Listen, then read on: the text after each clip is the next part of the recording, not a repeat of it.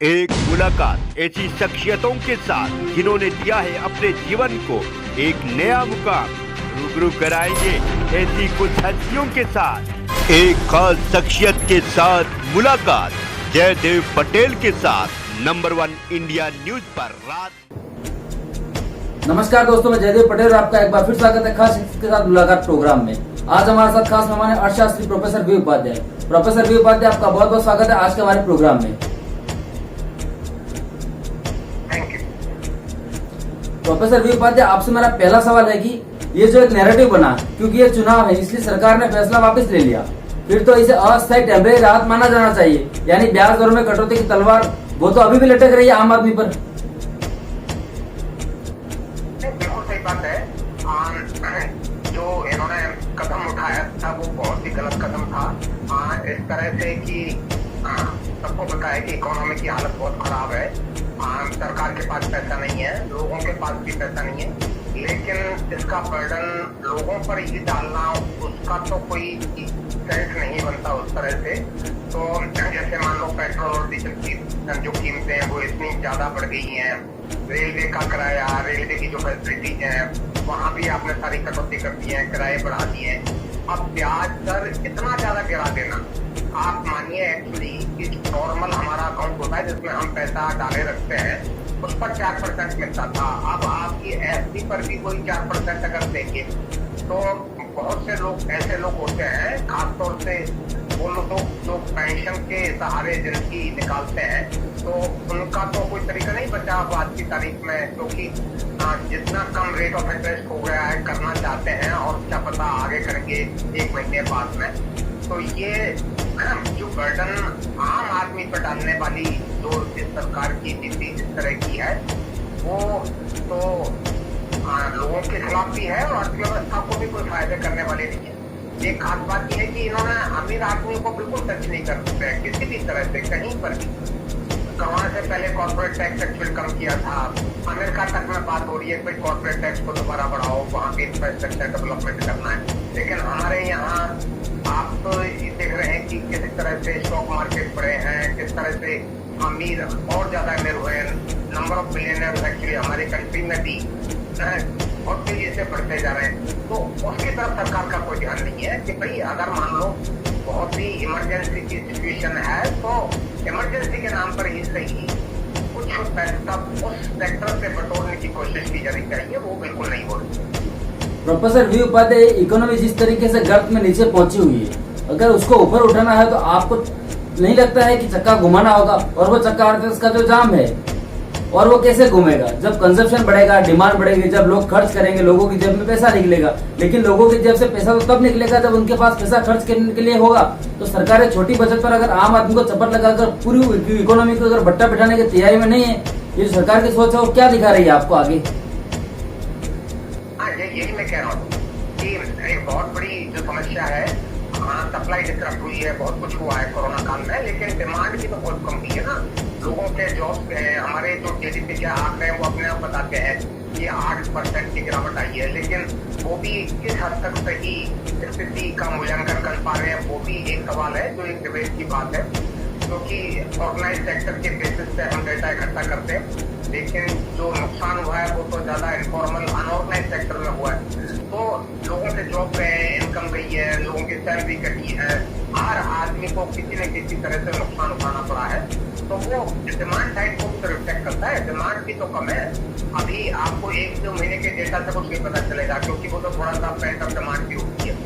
आपने 1.5 साल तक कुछ नहीं खरीदा, आप थोड़ा बहुत खरीदता हो, लेकिन इस जो डिमांड में ग्रोथ अगर मान लो कुछ सेक्टर में दिख रही है तो वो सस्टेन हो पाती है कि नहीं हो पाती है, ये तो थोड़ा सा 2-4 महीने के बाद ही पता चलेगा। और अभी भी कोरोना की हालत तो बहुत अच्छी नहीं है, अभी तो दूसरा जो सेकंड वेव का डर लग रहा है, तो वो भी एक समस्या हमारे सामने बनी हुई है।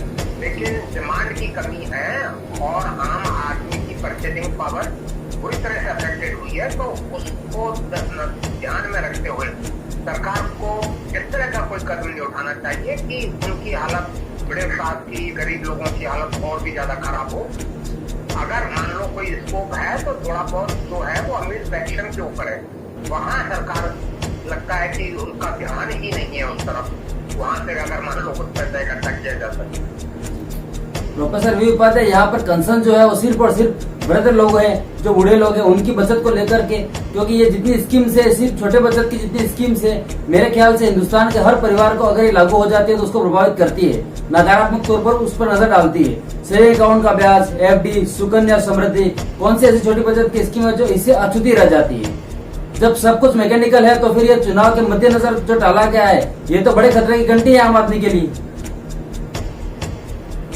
बिल्कुल सही बात है। बहुत से लोगों की जरूरतें इस तरह के ब्याज के पैसे से जो सेविंग बेचारे करते हैं, बड़ी मुश्किल से सब कुछ काट के अपना कंजम्पशन काट के सेविंग। एक और खास बात है ध्यान रखने की बात है, वो बहुत जरूरी है देखना कि आज की हालात में जब इन्फ्लेशन बढ़ रहा है, अरे भाई आप इन्फ्लेशन 6% है, 7% है, आप रेट कम कर लो तो एक हम मेजर देते हैं कि भाई रियल सेंस में आपको रिटर्न मिल रहा है कि नहीं मिल रहा है। तो पॉजिटिव का बात छोड़िए, ये तो नेगेटिव हो गया, ये तो 2-3% नेगेटिव हो गया। आपने मान लो 100 रुपए आज जमा करा दो तो एक साल के बाद में वो तो 95 रुपए रह जाएंगे रियल सेंस में, अगर देखो अगर इन्फ्लेशन के काउंट करके। तो मतलब यही नहीं कि लोगों की एक आमदनी का जो सोर्स था वो अफेक्ट हो रहा है, लोगों की जो अक्यूमुलेटेड थोड़ी सी सेविंग है, जो पैसा है, वो भी आप कम कर लो रियल सेंस में, क्योंकि उसकी परचेजिंग पावर तो कम होती जा रही है ना इन्फ्लेशन के साथ में, बढ़ने के साथ में। तो ये भी ऐसी स्थिति में जब इन्फ्लेशन बढ़ रहा हो तब आप ब्याज दर कम कर लो, और वो भी छोटी छोटी सेविंग इस तरह की है जहाँ पे 6-7% आपको इंटरेस्ट मिलता है। तो ये तो अच्छा, आप बाहर से भी कंपेयर नहीं कर सकते, आप थोड़ी अमेरिका से कंपेयर कर सकते हो। वहाँ तो इन्फ्लेशन की रेट 1% है, 1.5% हो जा रही है, 2% का डर लग रहा है, लेकिन हमारे तो 6% है, 7% है। तो वो कंपेरेबल सिचुएशन नहीं है कि वहाँ इंटरेस्ट कम हो रहा हो तो यहाँ हम करते हैं। तो ये सब कुछ देखने की बात है, और सरकार क्या सोचती है, किस तरह से सरकार में कोई सोच है भी है कि नहीं कि किस तरह से इस समस्या से कैसे सुलझा जाए, तो वो एक बहुत चिंता की बात है। और अगर हम ऐसे ही कदम उठाते जाएंगे जिसपे गरीब पर मिडिल क्लास पर बर्डन पड़ेगा, तो अर्थव्यवस्था की जो रिकवरी की पॉसिबिलिटी है तो वो भी बहुत अच्छी नहीं दिखती। प्रोफेसर वी उपाध्याय, आपसे मेरा आखिरी सवाल है कि जिस दिशा में सरकार कदम बढ़ाना चाह रही है उसके लिए पहले तैयारी तो करे, आम आदमी को पहले गारंटी तो दे, आम आदमी को नुकसान नहीं होगा, उसकी सालों की जो जमा पूंजी है अगर उसकी बात करें तो वो पूरी तरह से सुरक्षित रहेगी, गारंटी दे देना। किस तरीके से सरकार आम आदमी का वो आसरा भी छीनने की इस वक्त तैयारी में नजर आ रही है, जो कम से कम उसके हाथ में कुछ पैसा आ जाता है जो भी उसने डिपॉजिट किए थे उसके ब्याज का। हाँ बिल्कुल सही बात है। लॉन्ग टर्म इन्वेस्टमेंट होता है, जिसमें पेंशन का पैसा लगता है, मान लो किसी को 50 लाख मिले कुछ मिले, तो वो एक सोच है एक्चुअली उस तरह से इन्वेस्ट करता है कि भाई उसका खर्चा उस तरह से निकलेगा, क्योंकि और तो उसके पास आमदनी का कोई सोर्स है नहीं आज की तारीख में, जॉब्स भी नहीं है, लड़के लड़कियों के जॉब्स भी नहीं है जिस पर कोई आप मतलब बेस कर सकते हो अपनी जिंदगी की सारी फ्यूचर प्लानिंग। तो खाली जो थोड़े बहुत सोर्स होते हैं इनकम के, गरीब आदमी के, मिडिल क्लास के जो सेविंग करती है थोड़ी बहुत, मिडिल मान लो या लोअर मिडिल मान लो, तो उसके लिए आपको वार्निंग भी दी जा रही है, 2 घंटे के नोटिस पास कर लो कि साहब आपका हाथ से बदल गए। ये कौन से तरीके है ना, ये जैसे कि मोनेटाइजेशन 2 घंटे के नोटिस पे कर लो, आप लॉकडाउन 2 घंटे के नोटिस पे कर लो। अब ये तो पता नहीं इन लोगों को लगा हुआ कि शायद बहुत बड़ी मतलब बहुत बड़ी बात है, लोग इतना नाराज होंगे, तो अभी इन्होंने वापस ले लिया है, लेकिन क्या गारंटी है कि 2 मई के बाद में जब चुनाव के रिजल्ट आ जाएंगे तो दोबारा अपनी मेजर्स को लेके लोग वापस नहीं आए। तो ये बड़ी समस्या है। प्रोफेसर वी उपाध्याय, आपने समझ दिया, उसके लिए आपका बहुत बहुत धन्यवाद।